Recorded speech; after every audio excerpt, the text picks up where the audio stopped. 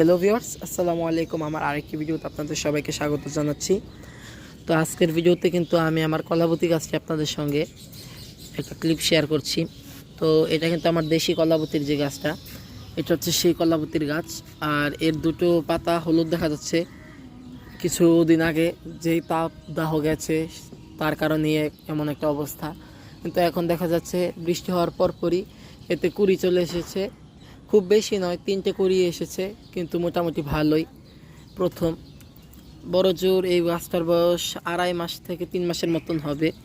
আর এখানে আমার আরেকটা এটার মতন আরেক আছে, এটা সম্ভবত হাইব্রিড জাতের। হ্যাঁ, এটাতে ফুল ধরেছিলাম, আপনাদের সঙ্গে শেয়ারও করেছি। এই হচ্ছে সেই গাছটা। তো এটাকে কিন্তু আমি কাটিনি, কেটে দেওয়াই উচিত ছিল, কিন্তু আমি না কেটে এটাকে রেখে দিয়েছি। এখন আপনাদের সামনে আর আপনাদের সঙ্গে শেয়ার করার ইচ্ছে ছিল, তো পরের ভিডিওতে দেখাচ্ছি এই জিনিসটা।